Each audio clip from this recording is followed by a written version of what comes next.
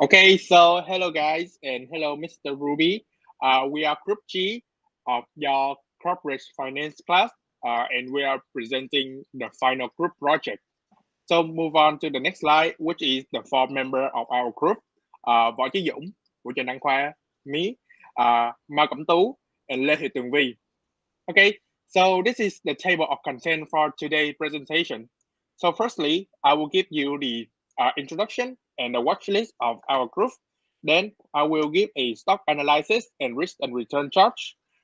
Thirdly, we will give a annual average return report. Fourthly, it is the total risk and systematic risk. Fifth, the weight of each stock. And finally, we will give you a brief conclusion for the whole project. Okay, so move on. This is the introduction and the watch list. Okay, so to give you a better introduction, we will not like to better demonstrate it. We will put ourselves in the shoes of the financial investor having in hand 1 billion Vietnam dong. And we are also looking for 5 potential stock listed in the Ho Chi Minh Stock Exchange. In order to do so, we go through step by step from creating our watch list, analyzing the stock to finalize our financial decision. Along the way, we also computed the average annual return, standard deviation, correlation, and beta coefficient to have a better understanding of the stocks. So for the watch list, we choose out 10 of the stock on SOSE, which is Phú Nhuận Jewelry Joint Stock Company, DigiWorld Corporation, Hòa Phát Group, Vietnam Milk, Vietcombank, Vingroup, Hà Đô Group, FPT Corporation, Mobile World Investment Corp, and finally, Đầm Sinh Water Park Corp. So you might wonder, what did we based on to choose out these 10 stocks? So basically, we based on the return on equity, return on asset, the revenue and the net profit in the most 5 recent years of that stock. And last but not least, we also consider the potential growth in the future for each industry and each stock. Okay, so move on to the stock analysis and risk and return chart. So for the stock analysis, as can be seen from this chart right here, Vinamilk and Đầm Sinh on the lowest annual average standard deviation, or we call it the risk, and also they have the lowest annual average return. On the other hand, DG World and Hà Đô Group has the highest risk of both, which account for up to 38%, while HBG on the highest average annual return of 36.68%. So move on to next part, which is presented by Dũng. So, okay, thank you, Khoa. So now from there, we'll have this risk and return chart with the vertical axis, which represent the return percentage, and the horizontal axis represent the risk. And now, so we will choose 5 stock among 10 stock that satisfy both conditions, which is high return and have low risk. And so we have chosen 5 stocks, which are Hòa Phát Group, Mobile World, Phú Nhuận Jewelry, Vingroup, and FPT. So now we'll come to the next part, is the annual average return. So for the market portfolio, from this table, we can see that the annual average return of the market, which is represented by the VN index, is 14.19%. It reflects a fund long-term performance and the profit that investors make annually. Secondly, the VN index nearly 15% increase in 2020, twice the index of 7.7% increase in the whole of 2019, which has been estimated to increase by 68.45 points. And finally, VN index keeps appealing to foreign participants due to the high growth of the market. And next, we will come to the group portfolio.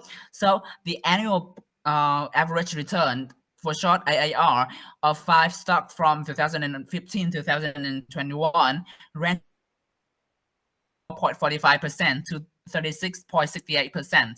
Secondly, the AAR of the group's portfolio, which is 30.93%, is greater than that of FPT and Vingroup, but it's less than that of Hòa Phát Group, Phú Nhuận Jewelry, and Mobile World. So before diversification. So thirdly, the diversification of the unsystematic risk when investing in each stock substantially. And finally, when compared to the market portfolio, the group portfolio generates a higher AAR as it combines all types of assets available in the investment universe. And now we'll come to the risk by V. Okay, so let's talk about the total risk.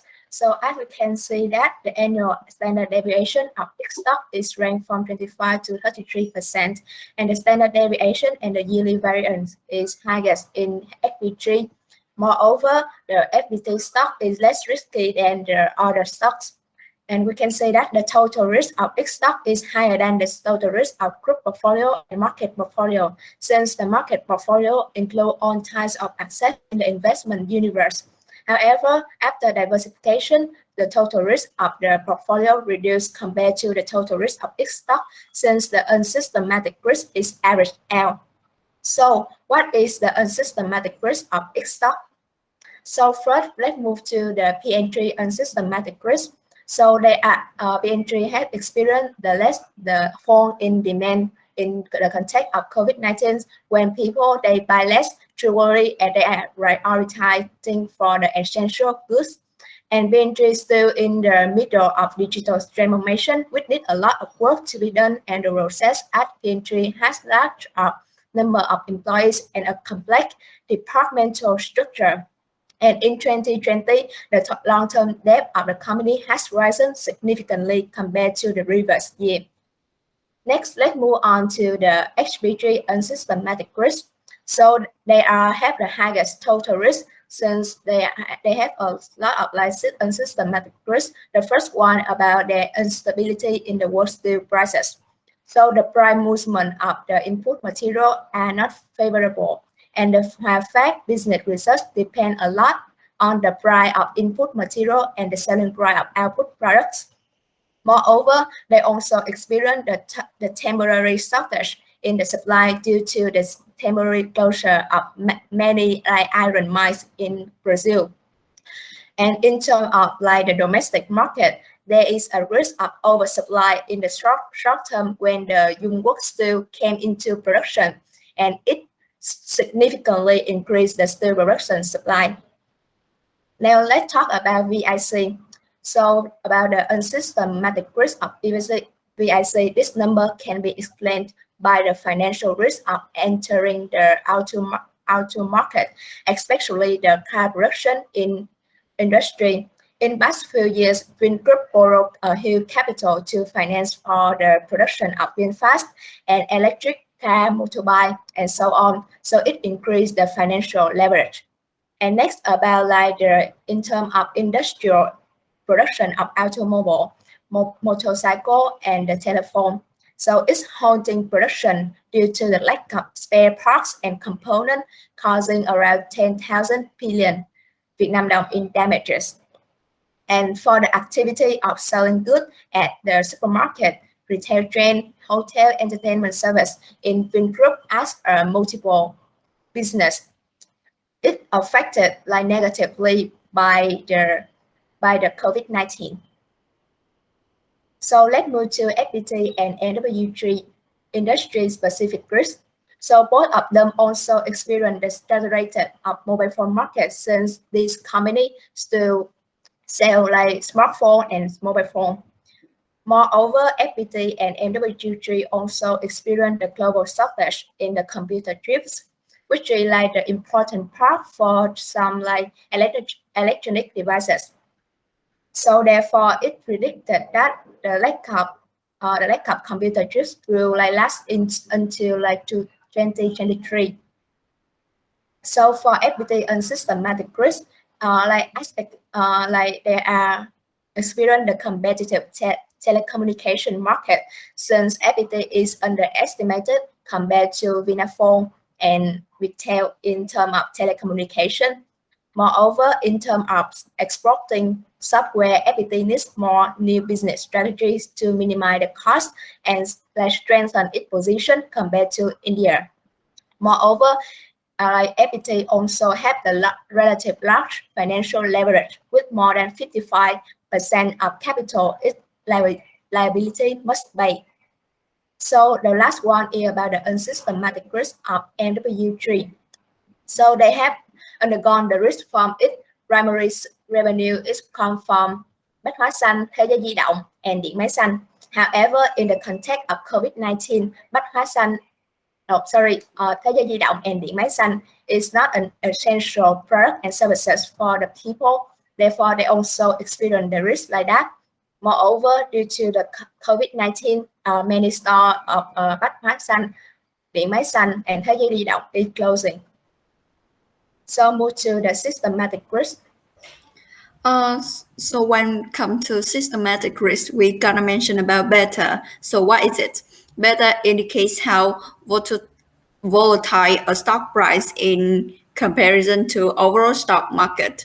And I will divide our stock portfolio into two groups. The first one would be those betas greater than 1. Firstly, based on the cyclicality of revenues, BNJ beta was equal 1.05, which is said to be quite high due to the fact that the company manufactures metal products. And you know that people do not buy gold, silver, and gemstone when having financial problem. And the next one is HBG, Hòa in turn expanded into the field of furniture, steel pipe, refrigeration, manufacturing, real estate, and those were stated not to be the necessary product.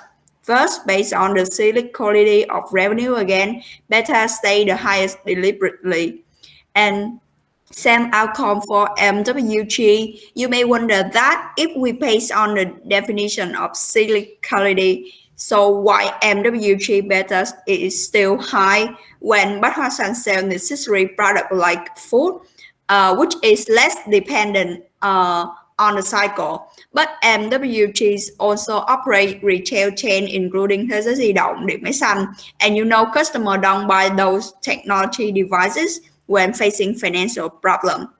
And moving to the second group, which is those beta lower than 1 regarding VIC, which beta is 0.81, and the company focus on developing a variety of industry, including real estate business, resort tourism, entertainment, retail, industry, technology, education, and agriculture. So they can take advantage of that to gain profit, to lower the beta. And the last one is FBT. The impact from COVID-19 pandemic has led to the demand for technology services, especially digital transformation, a strategy to improve brand identity when gradually shifting from outsourcing software to selling technology solutions made by FPT. Investment spending on education increased sharply, attracting more and more students, building new production and research centers to improve production capacity and scale, and etc. as a springboard for revenue growth. So we can conclude that BNJ, HBG, MWG betas are greater than 1 since the companies are in cyclical industry, and VIC and FBT beta are smaller than 1, which means the stock price is less volatile than the overall market, and the group portfolio is approximately exactly 1.02, which proves our stock company moves along to the VN Index market. So move to the weight of each stock. In this portfolio, the appropriate weight of stock is 10.2% for BNJ, 18% for HBG, 26.8% for VIC, 33.4% for FPT, and last but not least, 11.6% for MWG. So the weight of each stock are distributed higher due to the lower individual risk of each and vice versa. Even though the weight of each stock can minimize the total risk, it will also decrease the annual average return for the group portfolio. And comparing the portfolio risk with the global minimum variance with the portfolio invested equally in the portfolio, the second one provides a lower risk, around 0.89% than the first portfolio equally invested.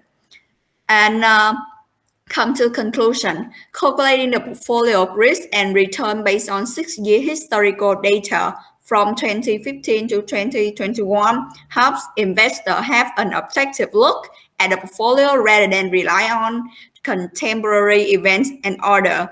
But in a nutshell, firstly, the portfolio gives a higher return and lower risk compared to each stock. Secondly, after diversification, the portfolio total risk is reduced. And thirdly, the portfolio is more volatile compared to the market due to side effects depending on the economy. And finally, after weighting each stock, the total risk decreased, but the portfolio return decreased. And however, we also face with some limitation. That is, the portfolio may not be diversifiable enough or difference among the trading days, especially Haddo Group. So this is also the end of our presentation. Thank you so much for your listening.